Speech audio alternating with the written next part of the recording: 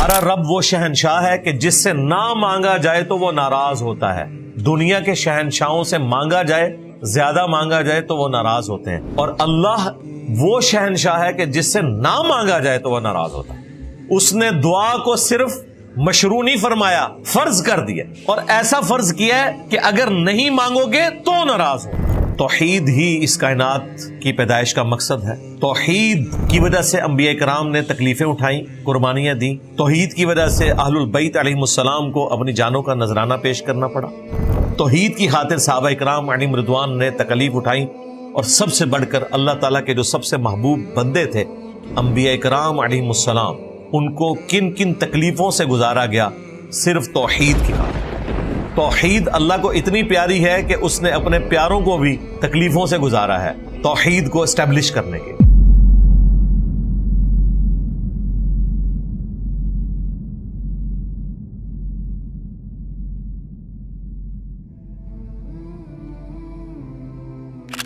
پہلی کمانڈ آ رہی ہے وَقَضَىٰ رَبُّكَ أَلَّا تَعْبُدُوا إِلَّا إِيَّاهُ، اور تمہارے رب نے یہ حکم فرما دیا، یہ بات طے کر دی بنی اسرائیل کے لیے بھی اور اس امت کے لیے بھی کہ مت پوجنا کسی کو سوائے اس کے. یعنی توحید جو ہے یہ پہلی کمانڈ ہے، اور اس سے پہلے بریکٹ سٹارٹ ہو گئی ہے کہ اگر اللہ کے ساتھ کسی کو معبود ٹھہرایا تو ذلیل و خوار ہو کر جہنم میں داخل کیے جاؤ گے. آیت نمبر 22 سورہ بنی اسرائیل کی. اور جب یہ رکوع ختم ہوگا تو اسی طرح کے الفاظ کے اوپر ختم ہوگا کہ اللہ کے ساتھ کسی کو شریک نہ ٹھہرانا ورنہ تمہیں جہنم میں پھینک دیا جائے گا. تو یہ پہلی کمانڈ توحید، ایاک نعبد و ایاک نستعین. اے اللہ ہم عبادت بھی صرف تیری کریں گے اور دعا میں مدد کے لیے صرف تجھی کو پکاریں گے. عام مدد آپ کسی سے بھی لے سکتے ہیں، مخلوق سے بھی لے سکتے ہیں، لیکن وہ مدد جو دعا والی ہے، آپ کا کسی ہستی کے بارے میں یہ عقیدہ ہے کہ میں اس کی طرف متوجہ ہوں، وہ میری مصیبت اور پریشانی کو ٹال دے گا، یہ والا جو معاملہ ہے یہ صرف اللہ کے ساتھ خاص ہے. وَإِيَّاكَ نَسْتَعِينُ. سورۃ الفاتحہ میں ایاک نستعین سے مراد ہے دعا میں صرف اللہ کو پکارنا ہے. یہاں عمومی مدد مراد نہیں ہے، اس کا تو حکم ہے وَتَعَاوَنُوا عَلَى الْبِرِّ وَالتَّقْوَى وَلَا تَعَاوَنُوا عَلَى الْإِثْمِ وَالْعُدْوَانِ. نیکی اور پرہیزگاری کے کاموں میں ایک دوسرے کی مدد کرو، برائی میں ایک دوسرے کی مدد مت کرو. وہ تو آپ کو حکم ہے. یہ اکثر کہہ رہے ہوتے ہیں نا کہ جی اگر اللہ ہی سے مدد مانگنی ہے تو آپ امی سے روٹی کیوں مانگتے ہیں. وہ باپا جانی اگلے دن ویڈیو میں کہہ رہے تھے کہ اگر ڈسپرین کی گولی، پیناڈول کی گولی مشکل کشا ہے تو ولی کیوں نہیں ہو سکتا. اور بھائی ظاہری اسباب ہیں، اگر کوئی کچھ کر سکتا ہے تو ٹھیک ہے کروا لیں، لیکن ظاہری اسباب میں اگر ایک بندہ آپ کے سامنے موجود نہیں، وہ مر گیا، چاہے وہ آخرت کی زندگی میں زندہ ہے لیکن دنیا سے چلا گیا، اپنی قبر میں ہے، اس کو آپ مدد کے لیے نہیں پکار سکتے. سامنے ہے تو آپ ضرور پکاریں، بلکہ حکم ہے کہ آپ نے مدد کرنی ہے اگر آپ کو کوئی پکارے. نبی الاسلام نے صحابہ کرام کے ذریعے غزوہ بدر اور احد میں کافروں کے خلاف جنگوں کو لڑائے، تو وہ ظاہری اسباب آپ کے ساتھ اٹیچ تھے، لیکن یہ نہیں ہوا کہ غزوہ احد میں حضرت امیر حمزہ شہید ہو گئے اور نبی الاسلام نے خیبر کے موقع پر امیر حمزہ کو بلایا ہو کہ چونکہ تم بدر میں بھی میری طرف سے آرمی چیف تھے، احد میں بھی آرمی چیف تھے، لہذا خیبر میں بھی تم ہی آرمی چیف ہو گئے، المدد یا حمزہ. نہیں، دنیا سے جا چکے تھے، آخرت کی زندگی میں سیدنا علی کو بلایا. نہ نبی علیہ السلام نے کبھی کسی فرشتے کو بلایا کہ بدر اور احد میں فرشتے نازل ہوئے تھے تو فرشتوں آ جاؤ میری مدد کو. نہیں، وہ اللہ کی مرضی ہے فرشتے بھیجے یا نہ بھیجے، ہم نے اللہ کو پکارنا ہے. یہ اکثر لوگ پوچھتے ہیں کہ جی قرآن میں یہ تو آیا کہ ہم صرف تجھی سے مدد مانگتے ہیں، یعنی دعا کے لیے. یہ کہاں پہ لکھا ہوا ہے کہ اللہ کے سوا کسی اور ہستی سے نہیں مانگ سکتے؟ جناب یہ بھی لکھا ہے سورۃ النمل کی آیت نمبر 62، اَمَّن يُجِيبُ الْمُضْطَرَّ إِذَا دَعَاهُ وَيَكْشِفُ السُّوءَ وَيَجْعَلُكُمْ خُلَفَاءَ الْأَرْضِ أَإِلَٰهٌ مَّعَ اللَّهِ بھلا بتاؤ تو کون ہے جو مصیبت اور پریشانی میں گھرے ہوئے شخص کی فریاد کو سنتا ہے اور اس سے اس کی تکلیف کو دور کر دیتا ہے اور تمہیں زمین پر اگلوں کا خلیفہ کرتا ہے؟ یعنی تمہارے ماں باپ مر جائیں گے تو تم ان کی جگہ آ جاؤ گے، تمہارے مرنے کے بعد تمہاری اولاد۔ اِلٰہٌ مع اللہ، کیا اللہ کے ساتھ کوئی اور معبود بھی ہے جس کی یہ کوالٹی ہو کہ مصیبت اور پریشانی میں گھرے ہوئے شخص کی دعا کو سنے؟ لہذا اس آیت میں اللہ تعالیٰ نے واضح فرما دیا کہ اگر تمہارا یہ عقیدہ ہے کہ مصیبت اور پریشانی میں کوئی تمہارا حاجت روا ہے دعا قبول کرنے کے اعتبار سے، ظاہری اسباب کی نہیں بات ہو رہی، دعا قبول کرنے کے اعتبار سے، تو گویا تم نے اسے معبود مان لیا۔ ہاں، اسباب کے اعتبار سے اللہ نے خود اسباب کو ہماری مصیبت اور پریشانی کو ٹالنے کا ذریعہ بنایا۔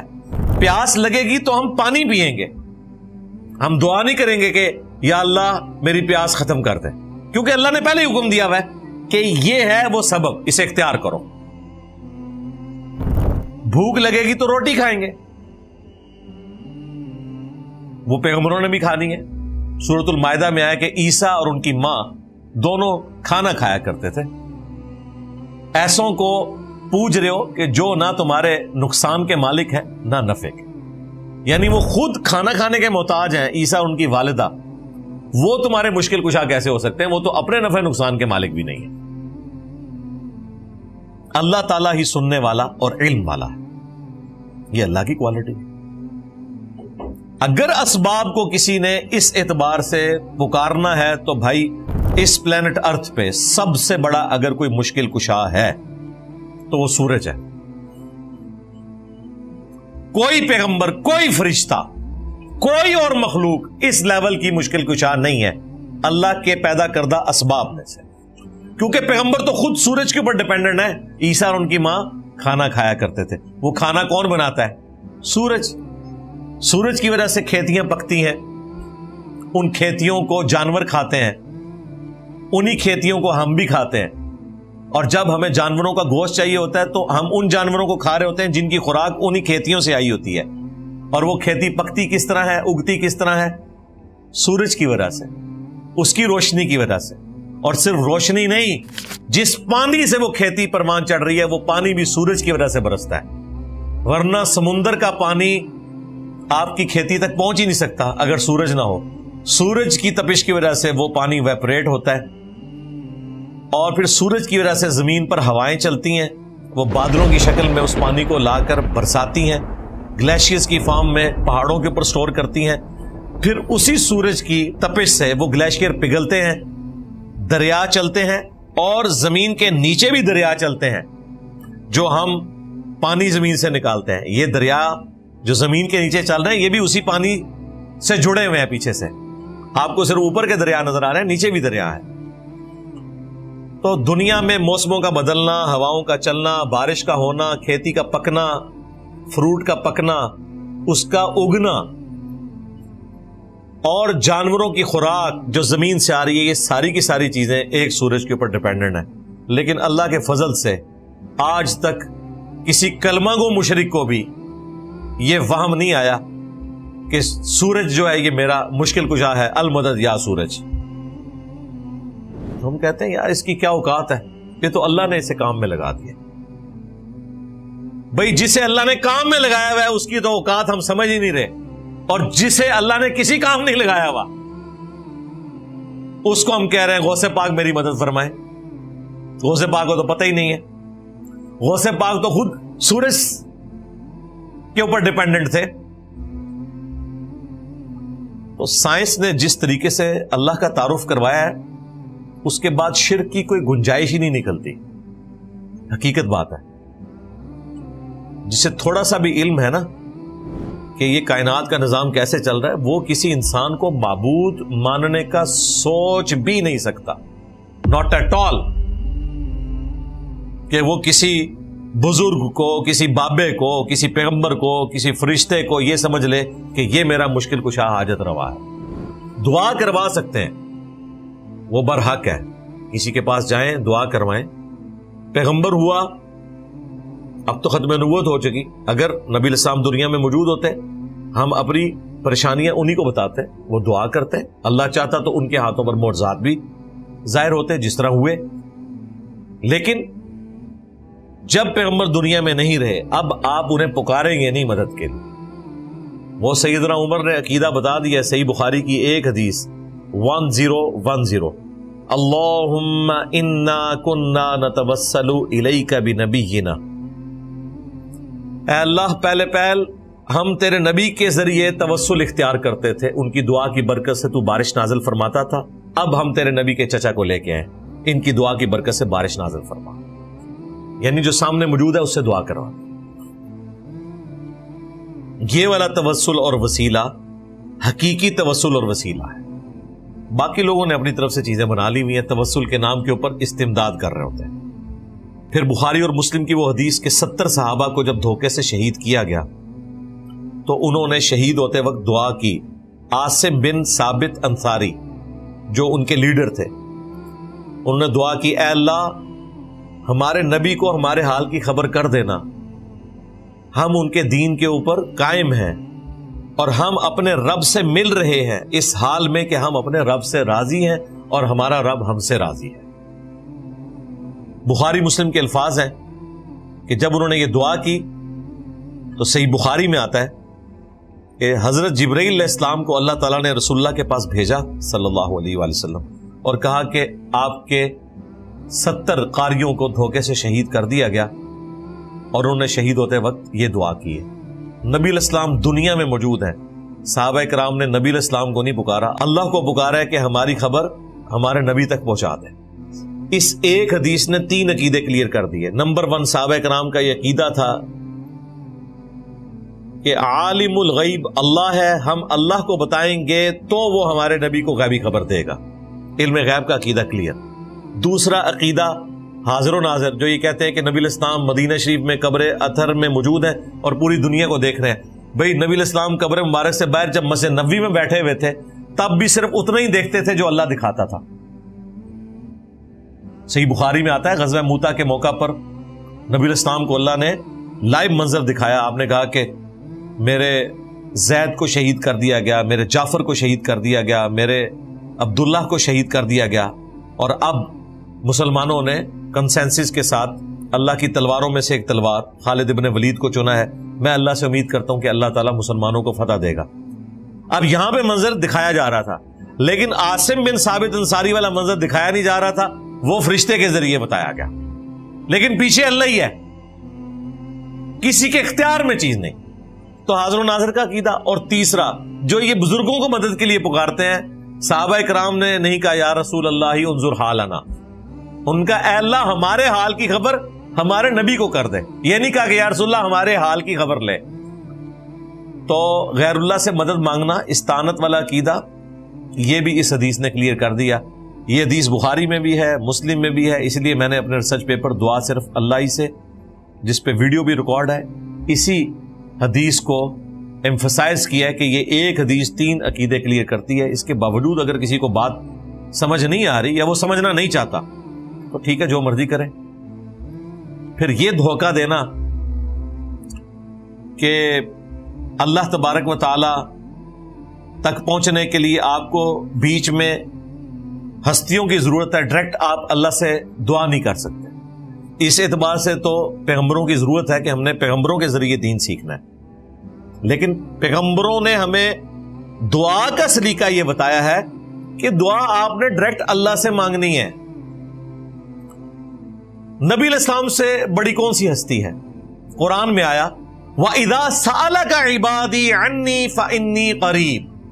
اے نبی, جب آپ سے میرے بندے میرے متعلق پوچھتے ہیں نا, ہمارا رب کدھر ہے, ہم اس سے کیسے باتیں کریں, ہم اس سے کیسے مانگیں, تو فرمائے فَإِنِّي قَرِيب, میں تمہارے بالکل قریب ہوں. اجیب الدعوۃ الداعی اذا دعان, ہر پکارنے والے کی پکار کو سنتا ہوں جب وہ مجھے پکارتا ہے. اب ہونا چاہیے تھا اے نبی, جب میرے بندے آپ سے پوچھیں میرے متعلق تو آپ فرمائیں کہ مجھے وسیلہ ڈالو تو اللہ سنے گا. اللہ ڈائریکٹ کسی کی نہیں سنتا. جس طرح آپ کو پرائم منسٹر تک پہنچنے کے لیے محلے کے کونسلر کی, MNA کی, اور اس کے بعد وزیر کی, اور پھر وزیر اعلیٰ کی ضرورت پڑتی ہے, اس طرح اللہ تک پہنچنے کے لیے پہلے بابوں کو ڈالو، پھر تابعین کو ڈالو، پھر صحابہ کو، اینڈ پہ مجھے ڈال کے پھر اللہ تک پہنچو. نہیں،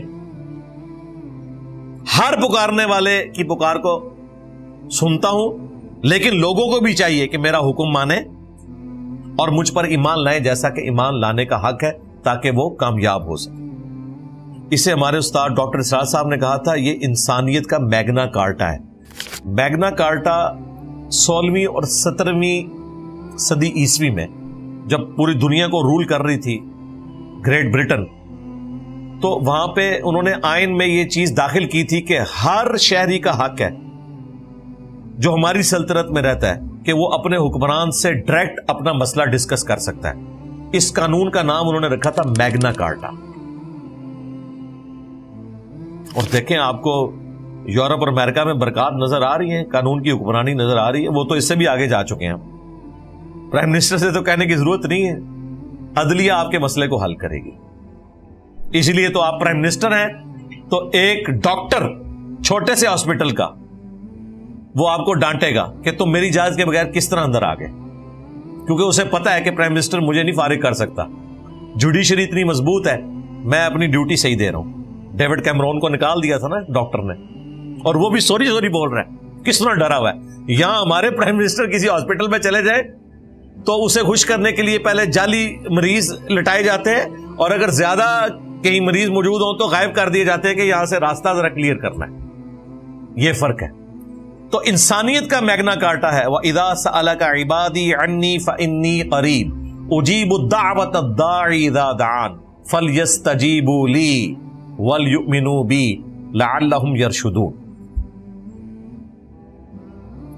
پھر سورہ المؤمن میں جو آیت مبارکہ ہے وَقَالَ رَبُّكُمْ، اور تمہارے رب نے یہ حکم فرما دیا ہے ادعونی استجب لکم، اے میرے بندو مجھ سے مانگو میں تمہاری دعاؤں کو قبول کروں گا. ان الذین یستکبرون عن عبادتی، بے شک جو لوگ ہماری عبادت سے تکبر اختیار کریں گے، ہم سے دعا نہیں مانگیں گے، میں انہیں ذلیل و خوار کر کے جہنم میں داخل کروں گا. یہ سورہ المؤمن سورہ غافر کی آیت نمبر 60 ہے. المؤمن الغافر ایک ہی سورت کے دو نام ہیں. یہ آیت مبارکہ نبی الاسلام نے تلاوت کی، سنن ابی داؤد میں حدیث ہے اور جامع ترمذی میں. آپ نے فرمایا الدعاء هو العبادہ، دعا ہی تو عبادت ہے. یعنی دعا کرنا کوئی سمپل چیز نہیں. جب آپ یا شیخ عبد القادر جیلانی مدد کہہ رہے ہوتے ہیں نا، تو آپ عبد القادر جیلانی کو معبود مانے ہوئے ہوتے ہیں. جو سورہ النمل میں آیا الہ مع اللہ، کیا اللہ کے ساتھ کوئی اور معبود بھی ہے جو تکلیف دور کرے گا؟ اور نبی الاسلام کیا کہہ رہے ہیں الدعاء هو العبادہ، دعا ہی تو عبادت ہے. لہذا یہ یا شیخ عبد القادر جیلانی کا مطلب ہے آپ نے عبد القادر جیلانی کو معبود مان لیا، خواہ آپ اس کو بندہ ہی کہتے ہو. اللہ اسے کہہ رہا ہے کہ تم نے معبود مان لیا، اللہ کے ساتھ صفت میں شریک کر دیا. پھر نبی الاسلام نے یہ آیت پڑھی ادعونی استجب لکم، اے میرے بندو مجھ سے مانگو میں تمہاری دعاؤں کو قبول کروں گا. جو دعا کرنے سے تکبر کریں گے میں انہیں ذلیل و خوار کر کے جہنم میں داخل کروں گا. ہمارا رب وہ شہنشاہ ہے کہ جس سے نہ مانگا جائے تو وہ ناراض ہوتا ہے. دنیا کے شہنشاہوں سے مانگا جائے، زیادہ مانگا جائے تو وہ ناراض ہوتے ہیں، اور اللہ وہ شہنشاہ ہے کہ جس سے نہ مانگا جائے تو وہ ناراض ہوتا ہے. اس نے دعا کو صرف مشروع نہیں فرمایا، فرض کر دیا، اور ایسا فرض کیا ہے کہ اگر نہیں مانگو گے تو ناراض ہوگا. نہج البلاغہ میں جو سیدنا علی کا وصیت نامہ ہے مکتوب نمبر 31 حسن ابن علی کے نام، اس میں مولا علی کیا لکھتے ہیں؟ جب وہ جنگ صفین سے واپس آ رہے تھے تو انہوں نے سیدنا حسن ابن علی کے لیے وصیت لکھوائی اور کہا کہ یہ اس بوڑھے باپ کی وصیت ہے اپنے بیٹے کے نام جو زندگی کے بہت سے نشیب و فراز دیکھ چکا ہے. ان قریب میں نے فنا ہو جانا ہے اور باقی رہنے والی اللہ کی ذات ہے. اے میرے بیٹے حسن، اللہ تعالیٰ اس کائنات کا مالک ہے اور اس نے محض اپنے فضل سے ہمیں اجازت دی ہے کہ ہم اس سے مانگیں تاکہ وہ ہمیں عطا کرے. اس نے محض اپنے فضل و کرم سے ہمیں اجازت دی ہے کہ ہم اس سے سوال کریں تاکہ وہ ہمارا سوال پورا کر دے.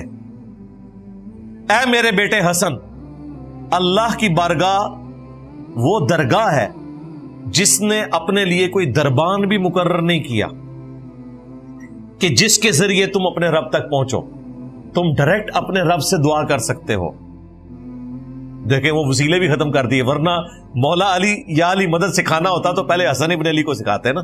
مولا حسن کو بھی تو علی کی مدد کی ضرورت تھی نا. اور وہ اپنے بیٹے کو کہہ رہے ہیں تمہارے رب نے اس چیز کو مشروعی نہیں ٹھہرایا اس حوالے سے کہ لازمی ہو کہ تم نے بیچ میں کسی کو ڈال کے پہنچنا ہے. تم اپنے رب سے مانگو، وہ عطا کرنے والا ہے. تو سیدنا علی کی یہ جو وصیت ہے بالکل فٹ ان بیٹھتی ہے. وَإِذَا سَأَلَكَ عِبَادِي عَنِّي فَإِنِّي قَرِيبٌ أُجِيبُ الدَّعْوَةَ الدَّاعِي إِذَا دَعَانِ. میں نے اس پہ اس لیے تفصیلی گفتگو کی کہ توحید ہی اس کائنات کی پیدائش کا مقصد ہے. توحید کی وجہ سے انبیاء کرام نے تکلیفیں اٹھائیں، قربانیاں دیں.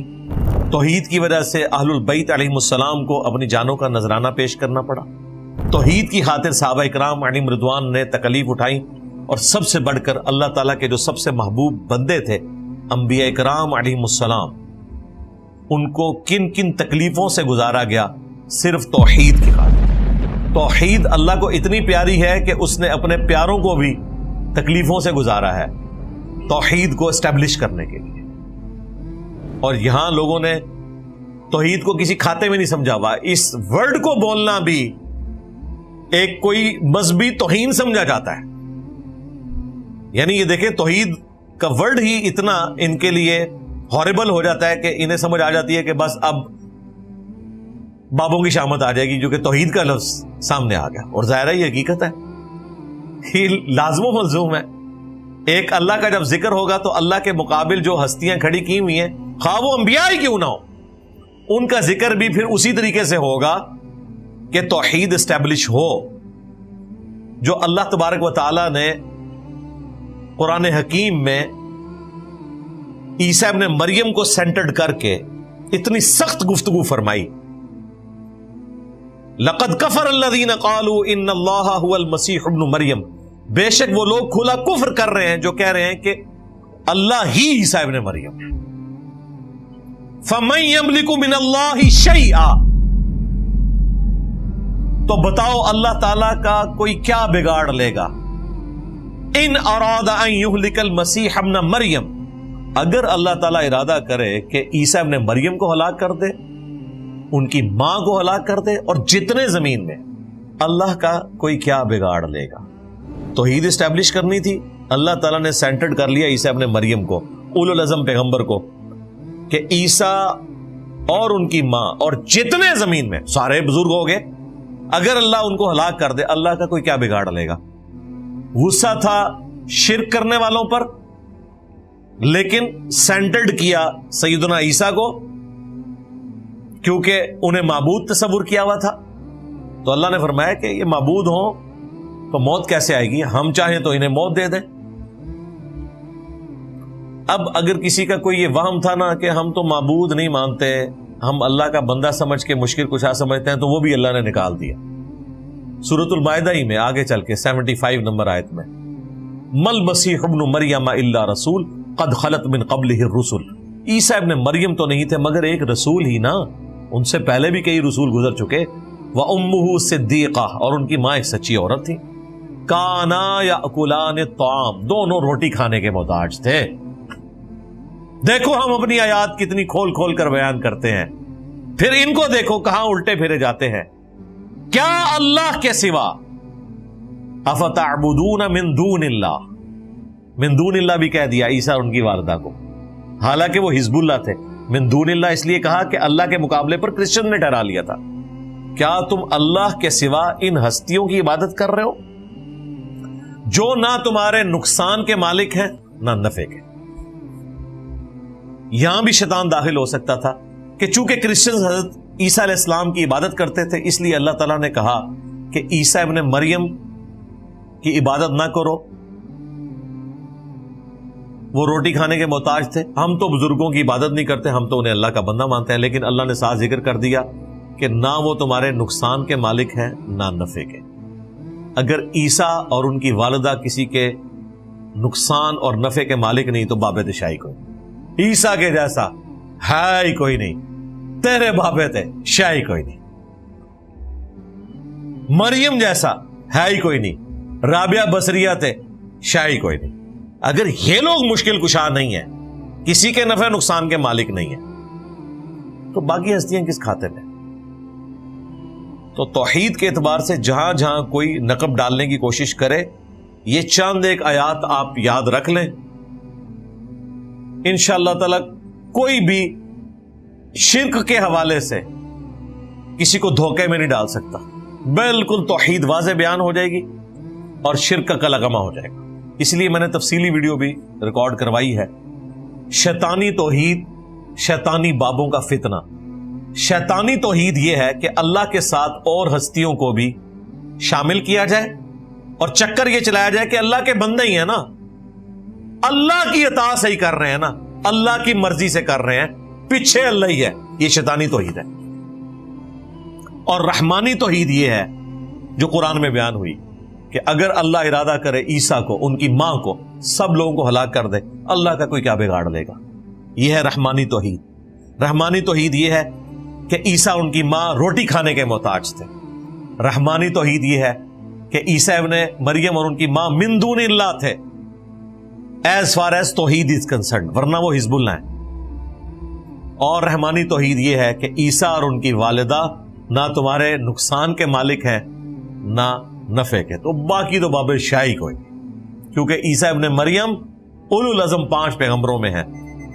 محمد رسول اللہ صلی اللہ علیہ وآلہ وسلم، ابراہیم خلیل اللہ، موسیٰ کلیم اللہ، نوح نجی اللہ اور عیسیٰ روح اللہ، یہ 5 اولو العزم پیغمبر ہیں جو سورۃ الاحزاب اور سورہ شورى میں ذکر ہوئے، اور ان میں بھی عیسیٰ ابن مریم جیسا کوئی بھی نہیں ہے، بغیر باپ کے پیدا ہوئے،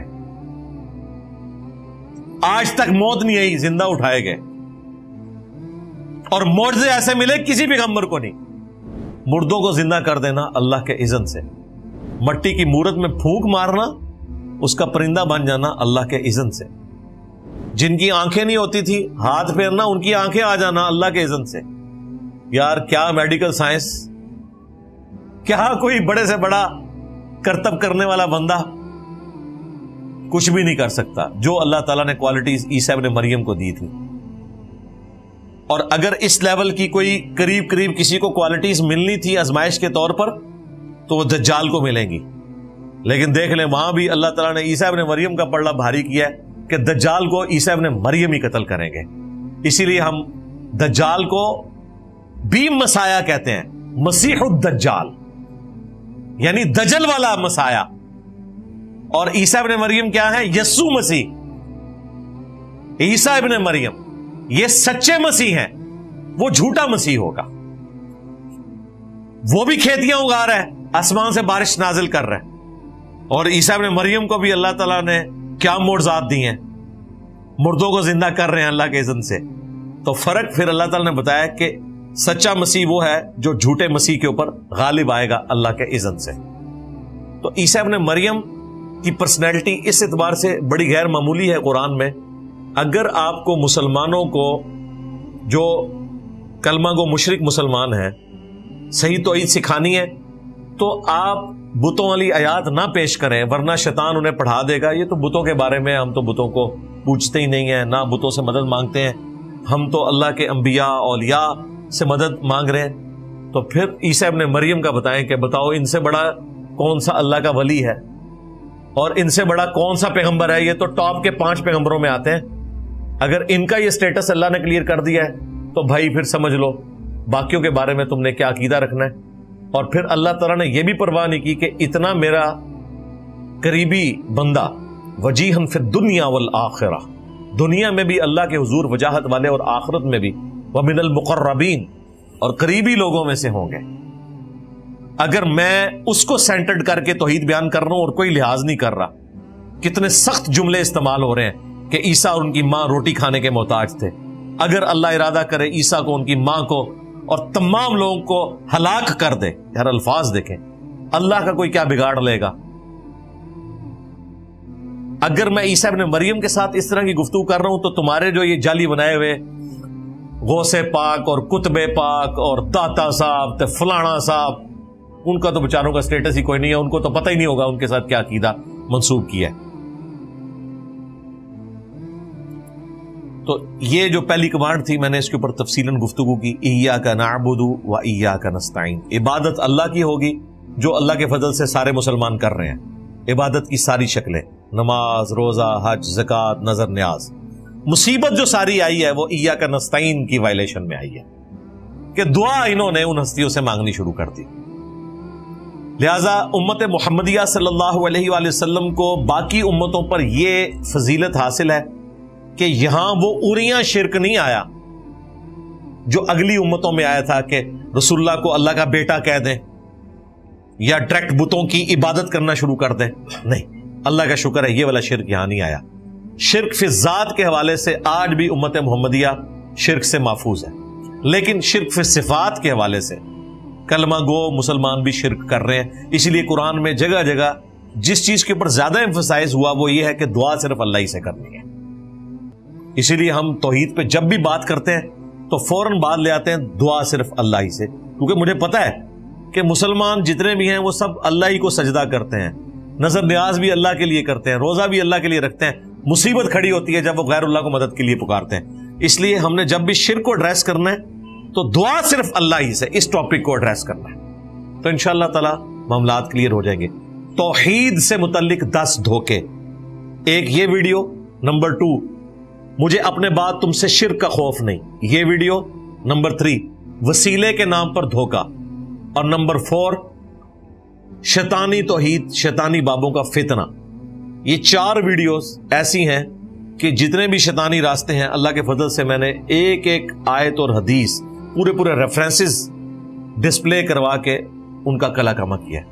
اللہ تعالی ہمیں مرتے دم تک اور ہماری آنے والی نسلوں کو بھی توحید کے اوپر استقامت عطا فرمائے، اور قیامت والے دن ہمیں اپنے محبوب بندوں سیدنا محمد رسول اللہ صلی اللہ علیہ وآلہ وسلم، سیدنا ابراہیم خلیل اللہ، سیدنا نوح نجی اللہ، سیدنا موسیٰ کلیم اللہ اور سیدنا عیسیٰ روح اللہ علیہم السلام اجمعین کے ساتھ محشور فرمائے.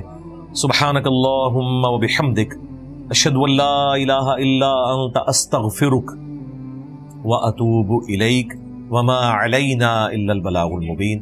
جزاکم اللہ خیرا.